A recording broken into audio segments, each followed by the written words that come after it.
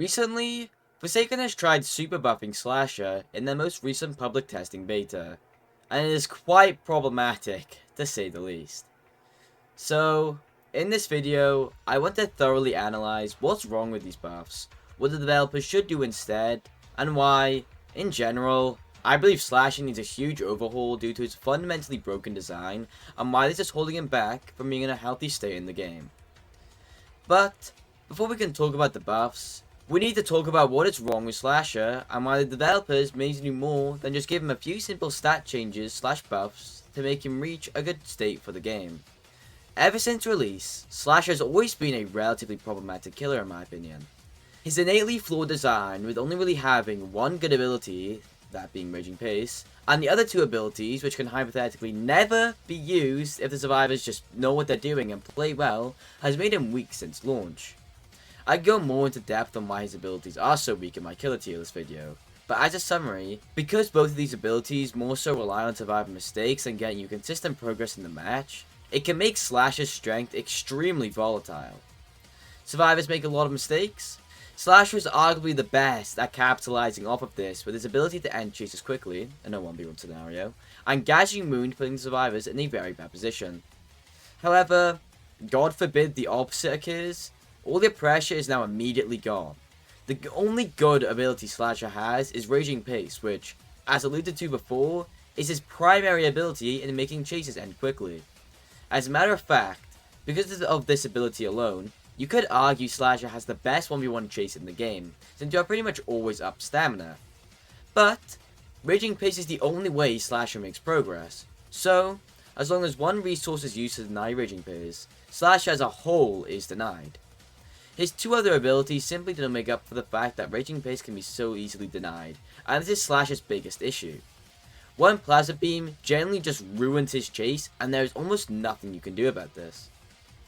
So, in response to this, what do the balancers of Forsaken do? Instead of possibly changing his abilities into those which could possibly be a response to how easily Raging Pace can be denied, they just buffed his current moves.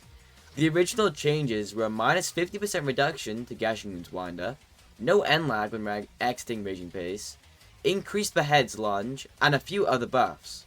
Now, when first seeing these buffs, you might think that they're fine. Possibly a healthy buff to a killer who is arguably the weakest killer in the game right now. However, looking into it further, you start to realize there's a lot more than what meets the naked eye. Slasher's main source of counterplay is teamwork. It gets rid of his one and only ability, of which allows him to make any progress in the match. However, what happens when you don't have teamwork?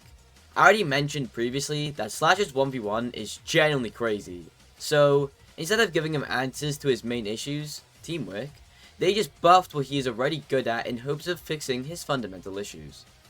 This already creates flaws as, especially in public servers, if your teammates decide to just not help, with these buffs or not, you are most likely dead.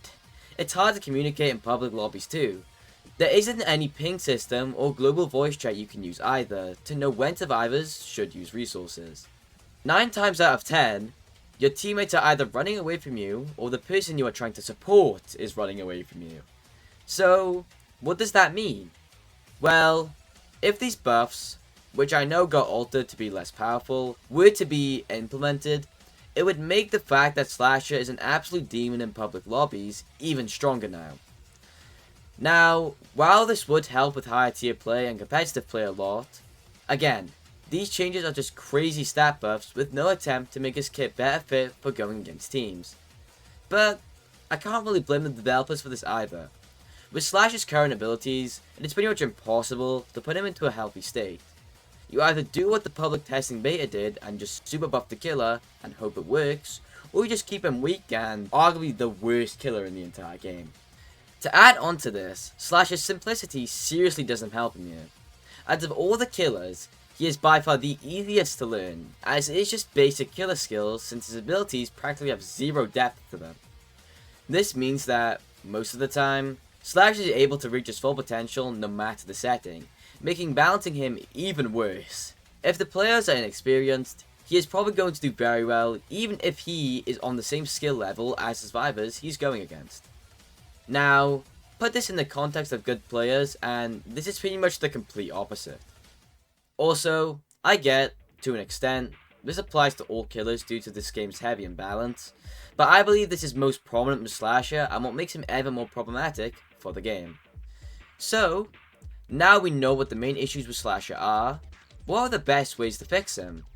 Well, I believe there is only really one answer to this question: a fully blown rework of the character. No stat buff / minor change is going to make Slasher fit with how flawed his current design is. Simply put, with how his main counterplay is teamwork, his strength is extremely volatile due to such factor and why he is in such a weird state of balancing. This is why people either call Slasher the worst or best killer, and can you really blame them for thinking either side? Also, as a bit more of a nitpick, I believe Slasher could be so much more in terms of gameplay / overall depth with what he has going for him. His lore is that he is from Area 51, has access to the Necrobloxicon, is practically a zombie, and is inspired off of Jason. There is so much creative freedom here, but his kit is literally just hold W and M1 occasionally. It's such a missed opportunity to make him how he is currently designed, and so making it so he fits more of what he is truly supposed to be would just make him feel connected to his past and lore overall. But with that said, that's probably everything I wanted to discuss. I personally just wanted to make this video, as seeing these changes really made me believe the balancers simply don't have the correct mindset when it comes to this killer. I mean, they might, but they might also just be too scared to change this killer, which can cause a lot of conflict and just stir up the community as a whole, since, to be fair, this is a huge change. However, something I can confidently say is that this killer needs some huge changes, more than just a simple stat buff, if he is to be at all healthy and well designed in the scope of Forsaken. However, with that said, that's pretty much the end of the video. Thanks for watching, and if you enjoyed, like, subscribe, and maybe even comment. However, you watching this video up until this point already does a lot, so don't feel as if you need to, since you've already done enough. Also, sorry for the decently short upload, since I've been playing a lot of Block Tales recently, and that game is fun as fuck. Demo 5 just came out, so I've been playing that a lot. I don't know when the map tier list is going to release. I did say soon in my last video, but I haven't really done that much work on it yet. So it's gonna be some time. There's probably gonna be a couple more videos before it comes out, because it's a pretty big video. But yeah, I think enough is said, so yeah, bye.